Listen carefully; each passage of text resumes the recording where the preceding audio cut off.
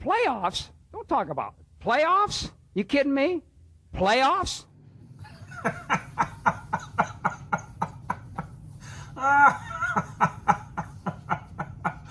What's up, everybody? Welcome to a special edition of The Opinion.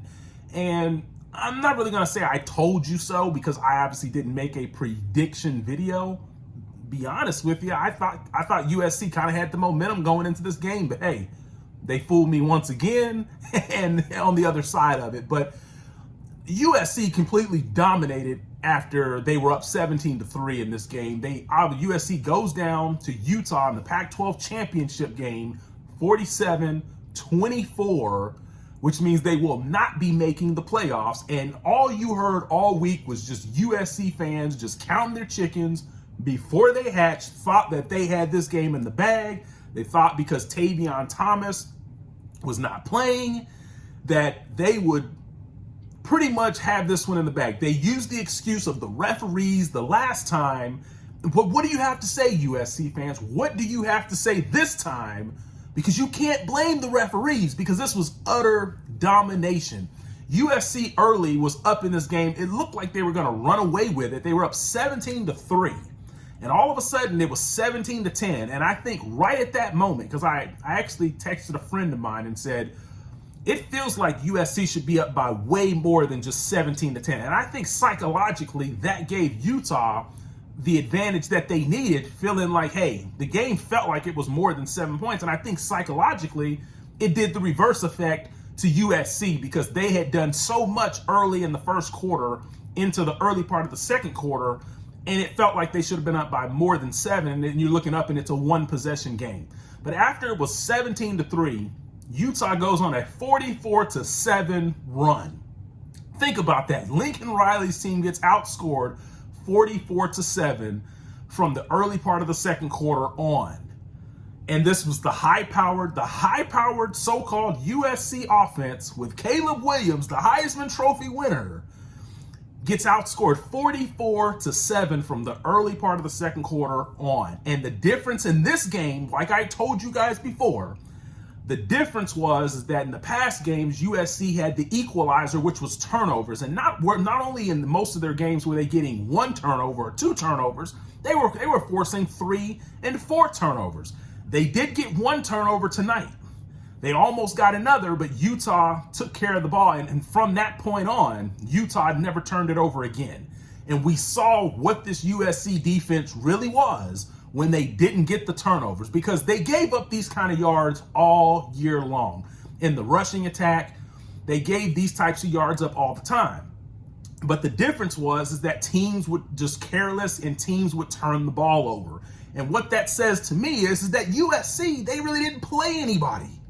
Yes, UCLA was a good team, but outside of that, they really didn't play anybody because good teams don't turn the ball over 3 and 4 times. And when they played Utah, both times, the one really good team the one reliable team that they played, they couldn't beat them. They could not beat them because Utah is a good team, and USC cannot win games if they only force 1 turnover, not with that defense. And tonight, the defense finally caught up with USC. People have been trying to tell you guys, you USC fans, all season that Alex Grinch was not who you thought he was.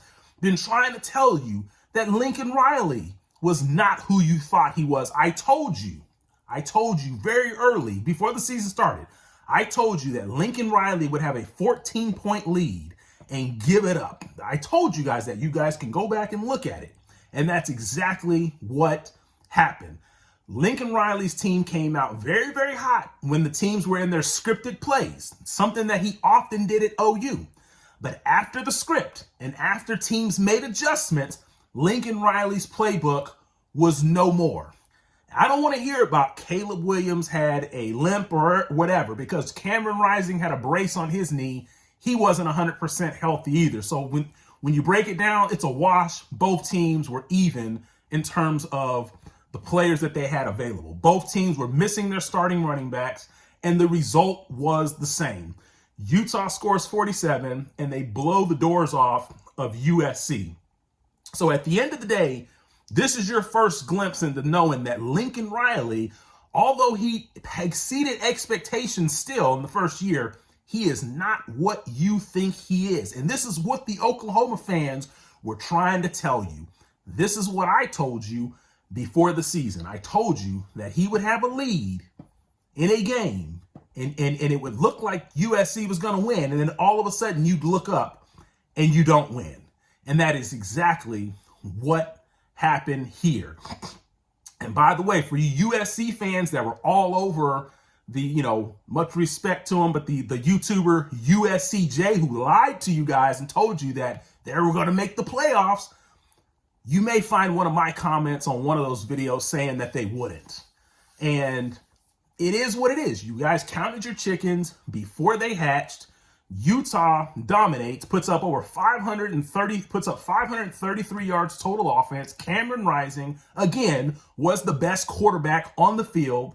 Despite whatever you think about Caleb Williams, when these two go against each other, Cameron Rising, not Caleb Williams, was the best quarterback on the field. So at the end of the day, it is official to say, sorry, USC fans, Utah was just the better team. And at the end of the day, there's nothing I like more than the better team winning. So at the end of the day, I'm just happy that the better team won.